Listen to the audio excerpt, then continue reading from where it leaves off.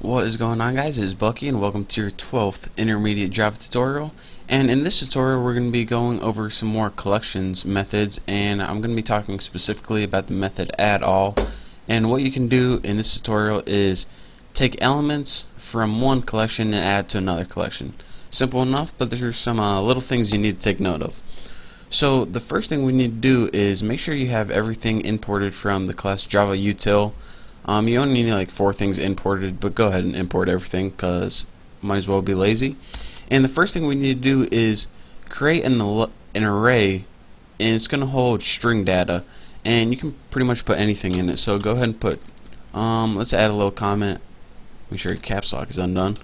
Convert stuff array to a list. Actually, I probably don't need comments for this, but oh well. And then go ahead and put string, and you can name your array anything you want. I'm going to name mine stuff, or you can, I'm probably going to be putting food in it. So let's go ahead and put like 4 or 5 things. It really doesn't matter. And I'm going to put apples for 1, and beef, and let's see what else pops into my head. Corn and ham. Try to make it all the same type of like I'm making mine all foods, and then I'll make my other array like all websites or something, and that's going to help view for this demonstration. So now we have an array created, and it's called stuff. Simple enough. And now what we need to do is take this array and convert it to a list. So the easiest way to do that is go ahead and put list. We're going to be casting string data into this, and I'm going to name it list1, and go ahead and set it equal to arrays.asList, and of course that's a built-in method from the arrays class, and as a parameter it takes what array do you want to convert into a list. So I name mine stuff, so I'll go ahead and pass stuff in there for the parameter. And now we have an array created, and we passed it in to view it as a list named the list1. So now, aside from this, since we need 2 lists or 2 collections for the demonstration, let's go ahead and create another list right now. And this is going to be an array list. Unlike the first one that's a list, this is going to be changing. And remember, an array has a certain size, but array list is dynamic. It can change size. So that's why I'm using the collection array list. And go ahead, and we're going to be putting string data into it, and might as well name it list2 for simplicity, and set this equal to new array list, and we need to put string in with empty parameters. And what we did now is we pretty much created another list, an array list, but it has nothing in it right now. So in order to add elements to an array list, go ahead and type the name of the list, and mine is list2, and then put add, and then as your argument you just put what you want to add to the list.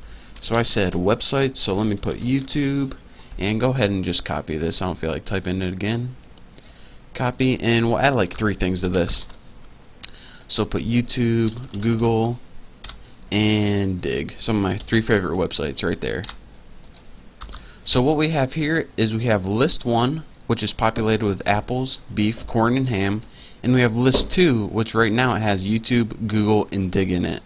So what we want to do is, first of all, let's just go ahead and print out list 2. So we'll make an enhanced for loop and put string x list2, and we'll go ahead and test this out just to see if it prints out first. So system out, we'll do print format since it's the easiest way.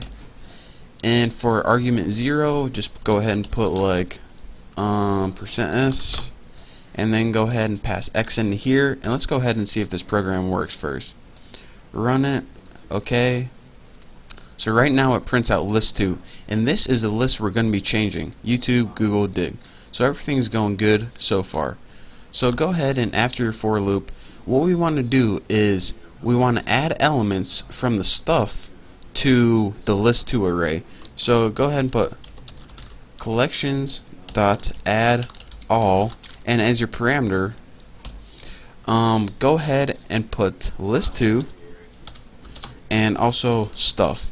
And what this does right here is it takes all the elements from stuff and it adds it to list2. So let's go ahead and we'll print out a blank line. System out print line, and also copy this. So what we're going to be doing is we printed out list2, and then we're going to be adding all the stuff in stuff to list2, and just go ahead and print out a blank line and print it out again. So let's go ahead and run this and see how it worked. As you see, our original list was YouTube, Google, and Dig, and then we added this AddAll method on it, and then we printed out a blank line for ease of viewing, and then now our new collection is this combined with this. So this is all the modified list2. So that's that for this tutorial. In the next tutorial, we're probably going over more collection methods. But like I said, that's it. That's all the time I have for now. So thank you guys for watching. Don't forget to subscribe, and I'll see you guys later.